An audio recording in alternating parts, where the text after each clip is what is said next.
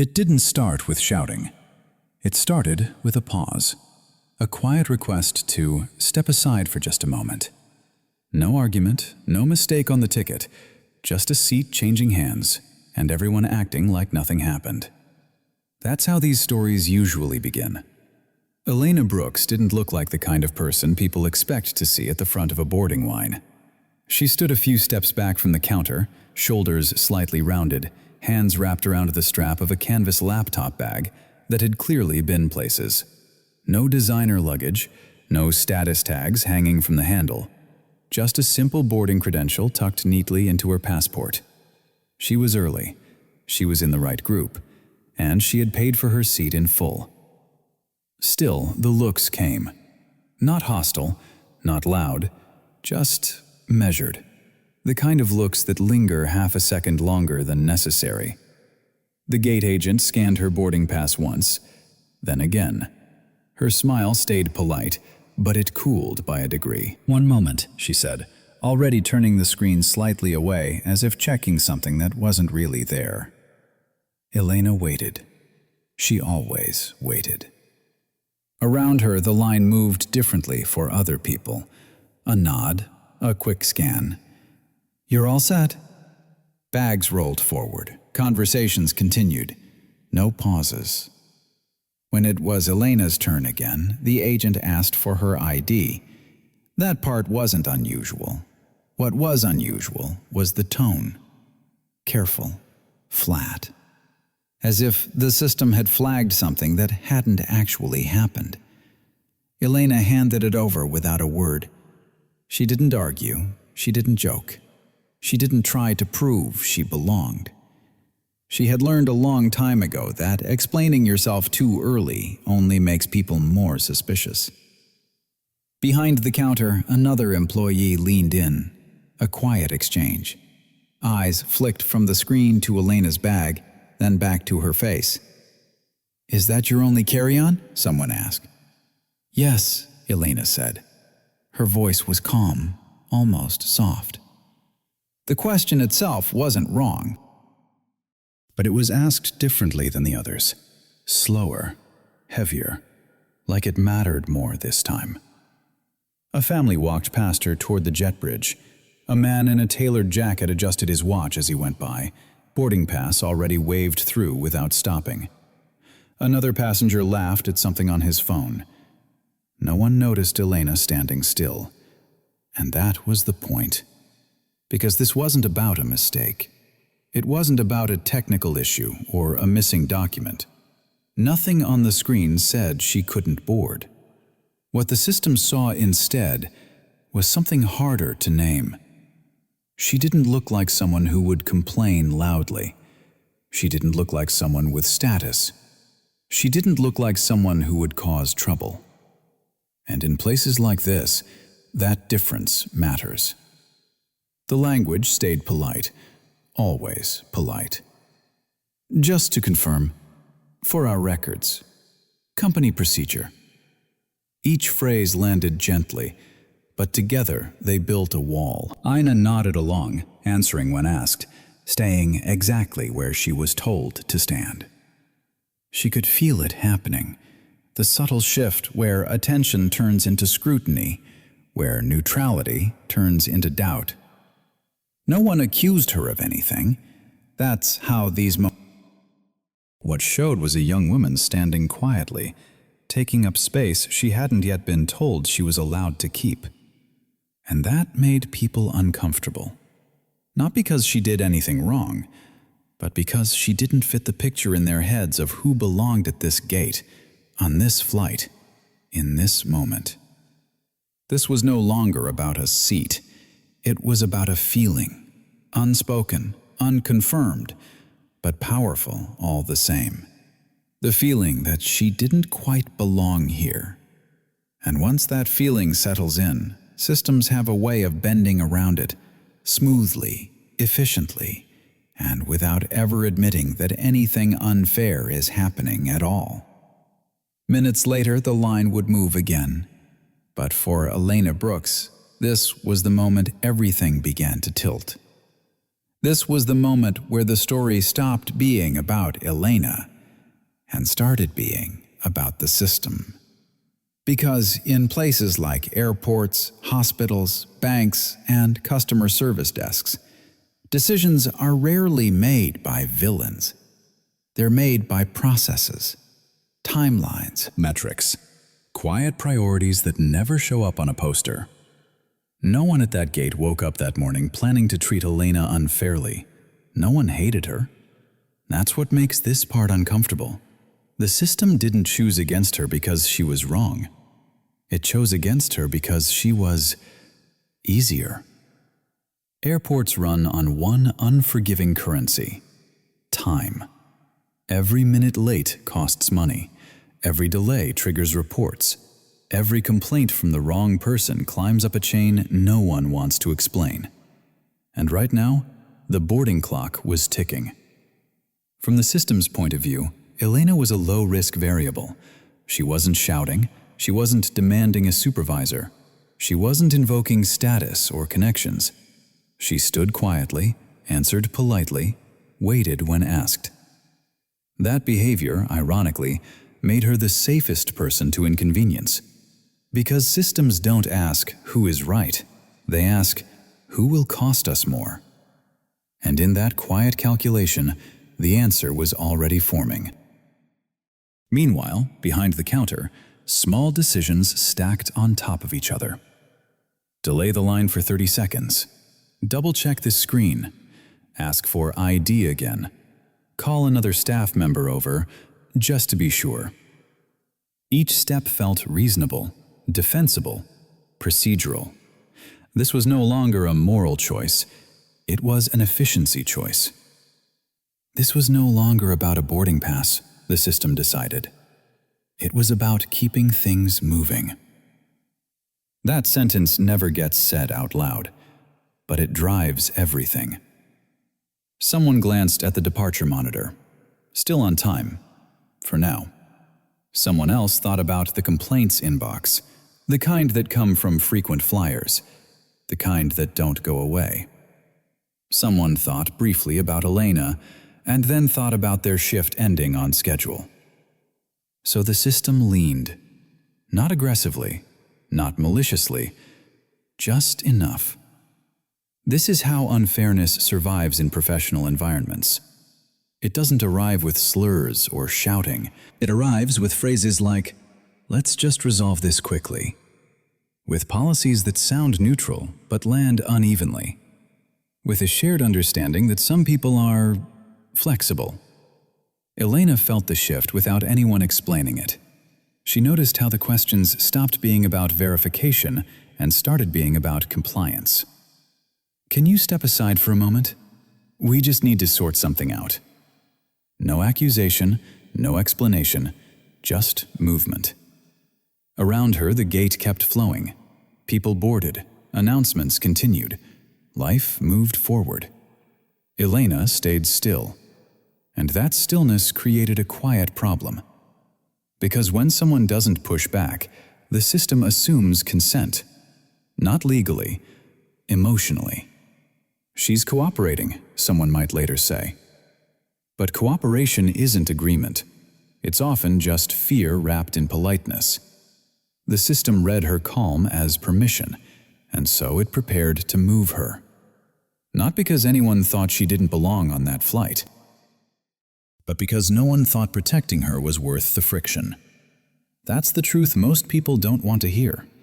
In large organizations, fairness is expensive. It takes time to investigate, courage to challenge assumptions, paperwork, accountability, conversations no one wants to have. Unfairness, on the other hand, is fast. It fits neatly inside deadlines and procedures. And when a choice has to be made under pressure, systems almost always choose the path of least resistance. Elena was not being singled out. She was being optimized around. This was no longer a personal moment. It was a structural one. And the structure had decided that the easiest way forward was through her. No one announced that decision, but it showed in the way voices became firmer, in the way options narrowed, in the way the language shifted from "can we check" to "you'll need to." Elena listened. She absorbed. She stayed composed, not because she agreed, but because she still believed the system would correct itself. That belief, that institutions will eventually do the right thing, is something many people are taught early, and it's often the most painful thing to lose. Because in moments like this, the system doesn't correct itself. It accelerates. And once that momentum starts, stopping it requires something stronger than calm. It requires resistance. But resistance has a cost, and Elena hadn't decided yet whether she was allowed to pay it. As the final boarding call echoed through the gate, the system made its quiet choice. Not loudly, not cruelly, just efficiently. And that choice was about to push this story into its next, far more dangerous phase. Pressure doesn't usually arrive all at once. It enters quietly, with a voice that doesn't ask. Victor Hale stepped into the boarding area like someone who had done this 1,000 times before. His jacket was pressed. His phone was already in his hand. He didn't scan the gate. He didn't read the signs. He walked straight toward the counter as if the space had been waiting for him. He glanced at Elena once, not long enough to learn anything about her, just long enough to decide she was in the way. "There's a problem," he said. Not to her, to the staff. It wasn't a question. The second VIP arrived moments later, rolling a carry-on that still had a concierge tag attached. He sighed loudly, checked the departure board, then his watch. "We're boarding, right?" he asked. "Because I have a connection." Time entered the room with them, and everything shifted. The staff straightened, voices lowered, smiles became sharper, more professional. Someone reached for a radio. Someone else glanced toward the jet bridge where passengers were already lining up. This was no longer about verification. It was about delay. Victor Hale leaned on the counter just enough to be seen. "She's in the wrong place," he said. Again, no accusation, just certainty. "I'm assigned premier cabin. I always sit there." The word "always" carried weight. A gate agent responded carefully. "We're just confirming a few details." Victor didn't raise his voice. He didn't need to. "I don't have time for this," he said. "We're holding the line." The second VIP nodded, visibly irritated now. "This is ridiculous," he added. "Why is this taking so long?" The system heard that, because now the cost calculation changed. It wasn't one quiet passenger anymore. It was two loud inconveniences. A supervisor was called, then another. Someone whispered near the terminal screen, careful to shield the words but not the urgency. Elena stood exactly where she had been standing. She watched the shift happen in real time, how the questions stopped being open-ended, how the explanations shortened, how the air thickened with expectation. She was aware of her heartbeat, steady but loud in her ears. She kept her hands visible, her posture neutral. Her expression calm, not because she felt calm, but because she knew the moment she reacted, the story would change. Victor Hale turned toward her for the first time. "You need to move," he said, flat, final. Elena looked up. "I'm assigned this boarding group," she said quietly. "I have a valid credential." Her voice didn't shake. That mattered less than it should have. Victor smiled, thin and impatient. Then someone made a mistake. And just like that, the narrative flipped. This was no longer about his demand. It was about correcting her error. A supervisor stepped in. "Ma'am, if you could just step aside for a moment." "For how long?" Elena asked. The pause that followed was small, but telling. "We just need to resolve this," the supervisor said. Resolve meant remove. The second VIP exhaled loudly. "Unbelievable," he muttered. "We're all waiting." That was the lever. Waiting passengers are a threat. Delays are a liability. And VIP complaints come with names attached. This was no longer a choice between right and wrong. It was a choice between conflict and compliance. Elena felt it closing in. She could sense the system aligning around the loudest voices.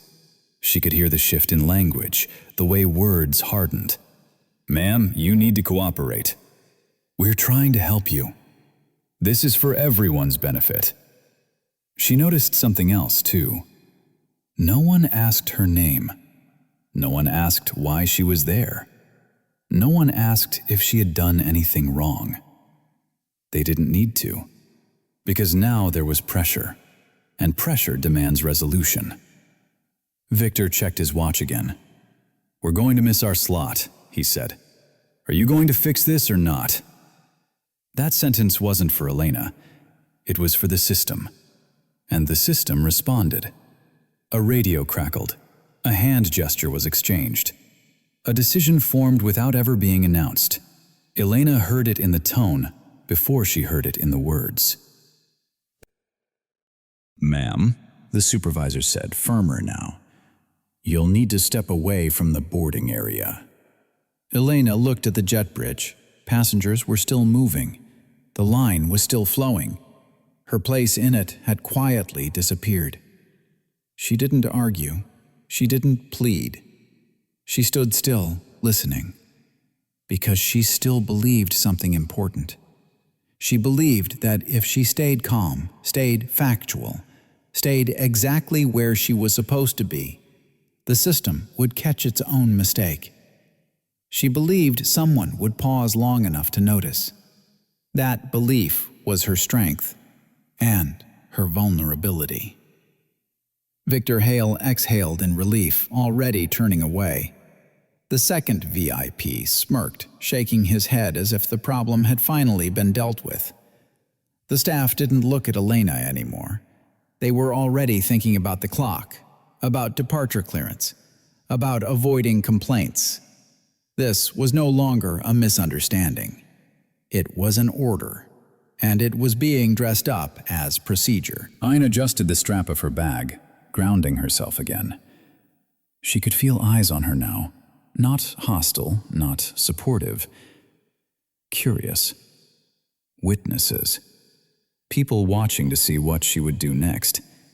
She took one step back, not because she agreed, but because the system had decided to move without her. And when systems start moving under pressure, they rarely stop themselves. That was when Elena understood something crucial. Silence doesn't stop power. It invites it. And the next moment, whatever it would be, was no longer going to resolve itself. The request came quietly, almost gently. "Ma'am, we're going to need you to step out of the boarding area." No explanation followed, no confirmation, no final check. Just a direction. Elena looked toward the jet bridge again. The glass corridor was still open. Passengers were still moving forward, one by one, disappearing into the aircraft. The line hadn't stopped for her. It never does. She took a breath, slow, measured. "Can you tell me why?" she asked. The supervisor didn't answer the question. He repeated the instruction. "This will only take a moment." That sentence carries a lot of damage, because a moment is never defined, and only is rarely true. Elena stepped to the side. The moment her foot crossed the invisible boundary, the system closed ranks behind her. The boarding process resumed at full speed. The line tightened. The pressure released. Victor Hale didn't look back. He was already moving toward the aircraft, victory quiet and complete. The second VIP followed, shaking his head, muttering something about wasted time. The problem in their minds had been solved. Elena stood alone at the edge of the gate. A clipboard appeared. Someone asked for her ID, not to verify her boarding, but to fill out a form. A few boxes were checked. A few words were written down, vague and efficient. Non-compliance. Failure to follow instructions. No one read the words out loud. No one asked if they were accurate. This was no longer a conversation. It was documentation. Elena watched the pen move across the paper. She noticed how quickly it happened, how practiced the motions were, how final it felt. "Is this a formal report?" she asked. The answer came without eye contact. "It's just a record." Records matter, but in moments like this, they're rarely precise. A security officer arrived, not rushing, not aggressive, calm, neutral, almost bored. "Ma'am," he said, gesturing toward the glass corridor. "This way." The jet bridge felt colder than the gate, quieter. The sound of boarding announcements faded behind the thick glass. On the other side, the aircraft door was still open. She could see inside. She could see her seat, or what had been her seat. Someone was settling into it now, adjusting the headrest, placing a jacket overhead. A flight attendant smiled and offered a drink. The contrast was sharp. Inside, movement, comfort, progress. Outside, stillness, confusion, isolation. The door closed, not slammed, not dramatically, just closed. The sound was soft, mechanical, final. That was the moment the story broke. Because until then, there was still the possibility of correction, a last-minute realization, a callback, an apology whispered over the intercom. But once the door sealed, the system declared the outcome complete. Elena stood on the jet bridge, holding her bag close, feeling the hum of the aircraft through the floor. She noticed her hands trembling now, just slightly. No one spoke to her. No one explained what would happen next. She was simply removed. The plane pushed back. The glass corridor vibrated as the engines came alive. And Elena was left staring at her reflection in the empty space where she had been moments earlier. This was no longer about a seat. It was about erasure. She replayed the sequence in her head, searching for the moment where she could have said something differently, done something louder, acted sooner. But the truth was harder. There was no single mistake, just a series of small decisions made quickly, neatly, without resistance. No one asked her name. No one asked her destination. No one asked what she had done wrong. They didn't need to. The system had already decided that asking questions would take too long. A staff member finally spoke, breaking the silence. "You'll need to go back to the counter to resolve this." Resolve. Another word that sounds comforting until you realize it means starting over. Alone. Elena nodded. She turned and walked back through the terminal, past passengers who had no idea what had just happened, past screens flashing "on time", past announcements thanking travelers for their patience. Everything was working, just not for her. She reached the counter again, standing in the same place she had been before. Except now there was no urgency, no pressure. The line had moved on. Her removal had done its job. She looked down at the paper in her hand, the brief, incomplete record of an incident she hadn't caused. This was the bottom of the story, not because it was loud or violent, but because it was so clean, so efficient, so final. And the question hanging in the air, the one no one wanted to ask, was simple. If this could happen so quickly, so quietly, then how many times had it already happened before, and how many times had it ended right here on the wrong side of a closed door? Let's pause the story right here. Not rewind it, not fix it. Just stop. The plane is gone. The gate is quiet. Elena is standing alone in the terminal with a piece of paper that doesn't really explain anything. Now ask the uncomfortable question. What happens next if no one intervenes? No call, no escalation, no one important suddenly paying attention. She would be told to resolve it at the counter. That phrase again. Calm, polite, empty. There would be another wait, another explanation given softly, another reminder that the decision has already been made. A note would be added to her record, not dramatic, just enough to follow her. Passenger failed to comply. Passenger caused a delay. Words that sound administrative, but carry weight. She might be rebooked. She might not. She might be warned about future travel. She might be flagged. And the world would move on quickly. The man in her seat would finish his drink. The crew would complete their shift. The flight would land on time. Nothing would look wrong. Except for one thing. Elena would leave the airport carrying something heavier than a missed flight. A lesson. That when things get uncomfortable, systems don't protect the quiet ones. They remove them. That being calm doesn't mean being safe. That being right doesn't mean being believed. She would replay the moment in her head for years, wondering if she should have spoken louder, wondering if she should have fought harder, wondering if she ever truly belonged there in the first place. This is why the story matters, not because of what eventually happens, but because this version, the one without intervention, is the version most people live. No justice served, no apology, just a clean ending for everyone else, and one person quietly taught to step aside next time, before the door closes again. Elena didn't make a call. She didn't look around for help. She didn't raise her voice.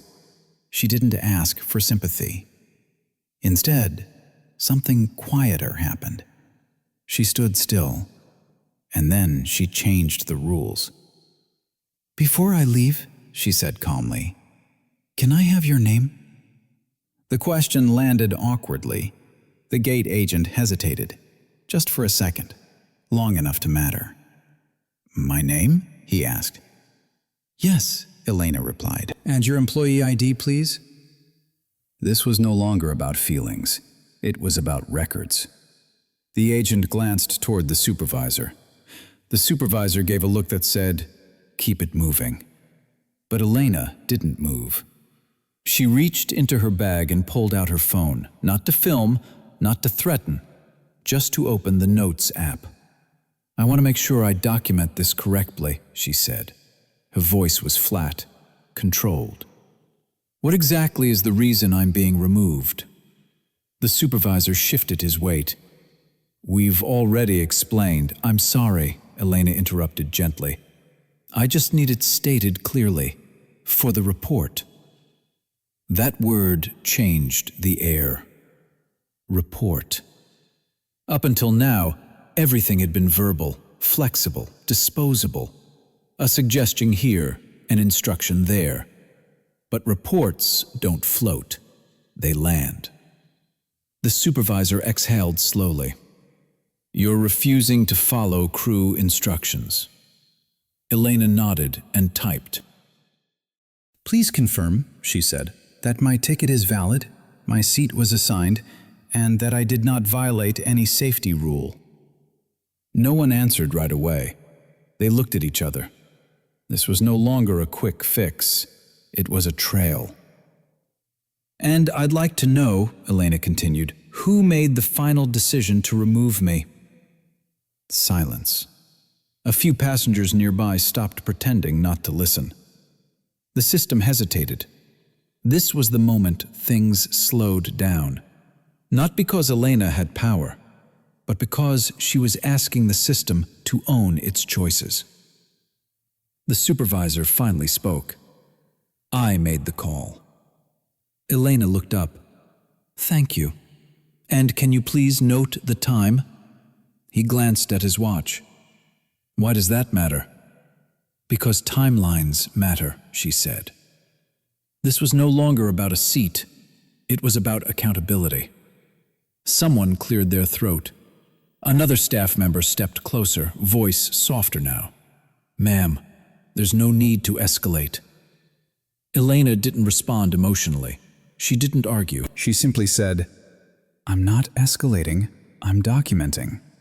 That distinction mattered. The tone shifted again. The supervisor's posture changed.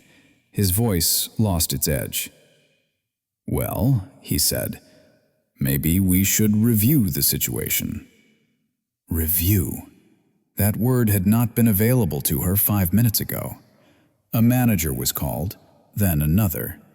Each new person asked the same questions, but now Elena answered with facts. Seat number, boarding group, timestamps. Still no shouting, still no begging, just clarity. They asked her to step aside again, but this time it was different. We're going to look into this, someone said. Not, you need to leave. Not, this is final. Look into. The system was backtracking, slowly, carefully. Because now every word spoken would exist somewhere beyond this moment. Elena noticed something important then.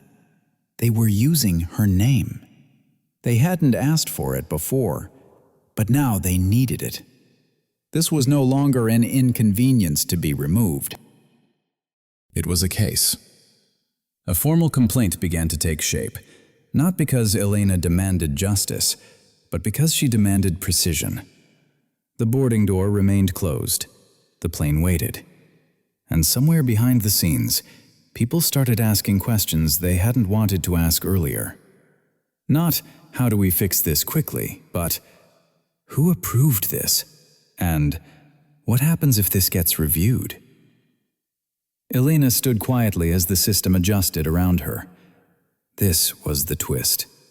Not a dramatic rescue, not a powerful ally stepping in.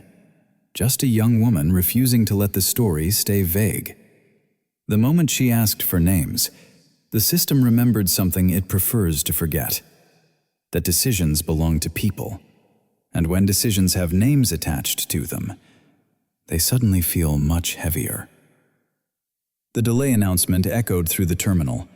Passengers groaned. But the crew didn't rush her now. They couldn't. Because this was no longer easy, and easy was the only thing they had been choosing until now. There's a temptation at this point in the story to look for villains, to imagine cruelty as something loud, obvious, intentional. But that's not what Elena was facing. No one called her a name. No one raised their voice. No one thought of themselves as the bad guy. And that's exactly the problem. The most dangerous people in systems like this aren't the ones who hate you. They're the ones who say, calmly, I'm just following procedure. The gate agent didn't wake up wanting to hurt someone. The supervisor didn't see himself as unfair. The security officer believed he was being neutral. Each of them passed responsibility upward, sideways, anywhere but inward. I don't make the rules. I'm just enforcing policy. This is above my pay grade. Those sentences sound harmless. They're not. Because when responsibility is sliced into pieces small enough, no one feels the weight of what they're doing. No single person removes Elena from the flight. The system does. And systems don't feel guilt. This was no longer about right or wrong. It was about role. Each person played their part, stayed in their lane, and told themselves a quiet story. If I don't do it, someone else will. That's how harm becomes routine. That's how injustice learns to wear a uniform. The most unsettling thing wasn't how quickly Elena was dismissed. It was how normal it felt to everyone involved. They had done this before. They would do it again.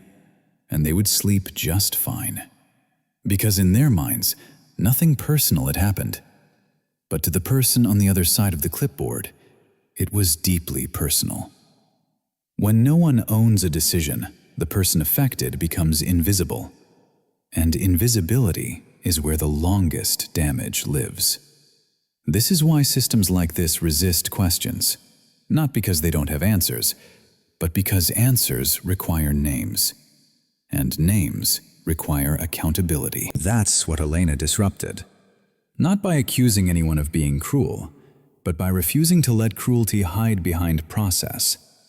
The moment she asked, "Who decided this?" The moment she asked for a name, a time, a reason, the story stopped being abstract. It stopped being procedural. It became human again. This is the uncomfortable truth. Most harm isn't caused by people who think they're doing wrong. It's caused by people who think morality is someone else's job. And the reason this matters goes beyond one flight. Because once you see this pattern, you start seeing it everywhere. In offices, in schools, in hospitals, in any place where policy is used as a shield. Understanding this doesn't mean forgiving it. It means recognizing it. So that next time when someone says, "I'm just doing my job," you know exactly what question needs to come next. The shift didn't happen with raised voices. It happened with a phone placed gently on the counter. Not to call someone powerful, not to threaten, just to connect the record. Elena didn't say much. She didn't explain herself again. She didn't ask for sympathy. She asked one simple question. "Can you confirm this decision in writing?" The air changed. Because systems can move fast when no one is watching, but they slow down the moment something becomes permanent. A few minutes later, the call came through. Thomas Brooks didn't introduce himself as a father. He didn't ask how his daughter was feeling. He didn't demand an apology. He asked for the report. He asked for the timeline. He asked for the names attached to each decision. Calm, precise, professional. This was no longer a family issue. It was a procedural one. And procedure is where systems are weakest. The supervisor straightened. The tone softened. What had been final suddenly became under review. Because law doesn't shout. It documents. Thomas Brooks didn't accuse anyone of prejudice. He didn't use emotional language. He asked whether removing a fully ticketed passenger without verification met the airline's own compliance standards. He asked whether security intervention had followed escalation protocol. He asked whether the report reflected what actually happened or just what was convenient to write down. Silence followed. The kind of silence that isn't empty. The kind that calculates risk. Within minutes, calls started moving upward. Legal, operations, compliance. The same system that had rushed to remove Elena now rushed to contain the damage. Not because it suddenly cared, because exposure is expensive. Flights don't run on goodwill. They run on insurance, on regulation, on trust that paperwork will hold up under scrutiny. And this paperwork wouldn't. The decision was paused, then reopened, then questioned. The report was amended, then amended again. The language changed from non-compliant passenger to procedural discrepancy. A small phrase, a massive difference. Because now, the airline wasn't just dealing with one wronged traveler. It was facing a pattern. A decision made without confirmation. Security involved too early. A removal justified after the fact. All the things that look harmless until someone knowledgeable asks to see them lined up. By the time Elena was brought back into the conversation, the mood had shifted completely. No commands, no pressure, just careful words. Apologies that avoided admitting fault. Offers that arrived too late to feel generous. The flight, of course, was gone. Justice rarely arrives on schedule. But what followed reached far beyond a single seat. An internal review was triggered. Not public, not dramatic. The kind companies fear the most. Emails, audits, training sessions quietly rescheduled, policies rewritten in softer language that meant stricter enforcement. Because when law gets involved, consequences spread. Not loudly, but thoroughly. This wasn't a victory parade. No one clapped, no one cheered. Elena didn't smile. Because justice isn't about winning, it's about stopping something from happening again. Thomas Brooks never raised his voice, never threatened to sue. He didn't need to. The system understood what was at stake the moment it realized it had been documented correctly. That's the truth most people don't see. Power doesn't collapse systems. Law does. Not with outrage, with patience. And the cost? It wasn't paid in headlines. It was paid in time, in reviews, in policy changes that would quietly protect someone else later. The most expensive kind of justice. The kind that forces a system to look at itself and admit it moved too fast to be right. As Elena left the airport that night, she still didn't have her seat. But she had something more important, a paper trail. And a system that, for once, had been forced to stop pretending it was neutral. Because when law speaks, even the loudest structures learn how to listen. This part of the story isn't really about Elena. It's about the rest of us. The ones who watched. The ones who looked away. The ones who told ourselves, "It's not my place." If you've ever been quiet in a moment like that, this isn't an accusation. It's a letter. Because silence doesn't come from cruelty. It comes from fear. Fear of being next. Fear of missing your flight. Fear of being labeled difficult. Fear of a system that feels too big to challenge. Most people don't stay silent because they agree with what's happening. They stay silent because they don't believe their voice would matter. They tell themselves the story is already decided, that someone else will step in, that the system must know what it's doing. And sometimes, silence feels like survival. But here's the part we rarely admit. Silence doesn't just protect us from conflict. It teaches the system who it can move. Every quiet moment becomes a data point. Every averted gaze becomes permission. This was no longer about one seat. It was about how often unfairness wins simply because it's easier to let it pass. If you were standing there that day, maybe you felt it too. That tightening in your chest. That thought that arrived and left just as quickly. Should I say something? And maybe you didn't. That doesn't make you weak. It makes you human. But it does leave a question hanging in the air. Not about what you did then, but about what you'll do next time. Because the system counts on silence. And change, real change, doesn't come from shouting. It comes from ordinary people deciding, quietly, that they won't disappear from the record again. So if you've ever been silent, this isn't a judgment. It's an invitation to imagine the moment differently and to remember that being present doesn't always mean being loud. Sometimes it just means staying. By the end of this story, it looks like power finally arrived. But that's not what actually changed the outcome. Elena didn't win because someone important showed up. She won because she changed the game. Up until that moment, everything was emotional. Raised voices, tight deadlines, implied authority. A system moving fast, hoping the problem would disappear. And then she did something unexpected. She stopped arguing. She didn't defend herself. She didn't explain her feelings. She didn't ask for sympathy. She asked for records, names, employee IDs, a written explanation of the decision. This was no longer a disagreement. It was documentation. And that shift matters more than people realize. Systems are built to absorb emotion. They're trained to outlast complaints. They can ignore frustration, but they cannot ignore accountability. The moment Elena asked for the decision in writing, everything slowed down. Because written records don't disappear. They don't forget. They don't take sides. They travel upward. Suddenly, every sentence mattered. Every instruction needed justification.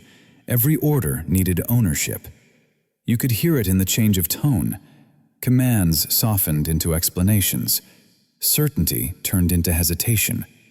Not because anyone suddenly felt guilty, but because responsibility had a name attached to it. This is the quiet weapon most people don't know they have. When you argue, the system sees noise. When you document, the system sees risk. That's why this works. You're not threatening anyone. You're not demanding special treatment. You're simply asking the system to stand behind its own decisions. And many systems aren't prepared to do that. This doesn't require power. It requires calm. It requires staying present long enough to shift the conversation from emotion to record. From, "I feel this is unfair," to, "Please note this decision formally." From protest to process.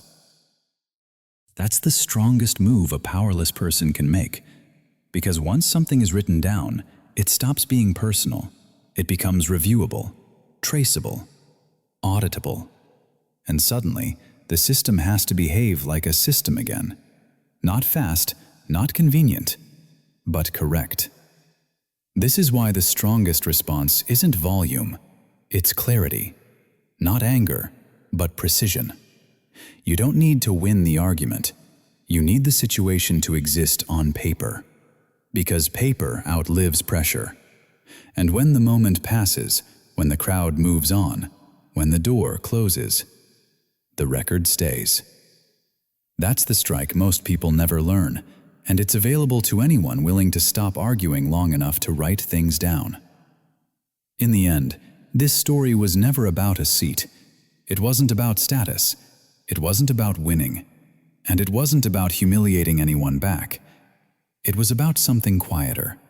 The moment when someone is pushed just enough to step aside. Not because they're wrong, but because it's easier. That's how most unfair things happen. Not through force, but through fatigue. People don't lose their rights all at once. They give them up piece by piece. To keep the line moving, to avoid attention, to make the problem go away. This was no longer about power. It was about position. Elena didn't need to overpower anyone. She just refused to leave the place where she was right. That's the part that matters. You don't need authority to do that. You don't need connections. You don't need a loud voice. You need one decision. To stay calm, to stay present, to stay inside the process long enough for it to reveal itself. Because justice doesn't always arrive with drama. Most of the time, it arrives as paperwork, as questions that won't go away, as silence that refuses to move. And that's uncomfortable for systems built on speed. Not everyone has power, that's true, but everyone has a right to not disappear quietly, to not be rushed out of what they're owed, to not be erased for convenience. And if you've ever been in that position, told to step aside, to let it go, to just move on, this story isn't asking you to fight harder. It's asking you to stand still longer. Because sometimes the bravest thing you can do is simply not leave. If this story reminded you of someone who was pushed to give in, someone who was told to stay quiet for the sake of ease, share it with them. Not as a warning, but as a reminder. You don't have to win. You just have to stay where you're right.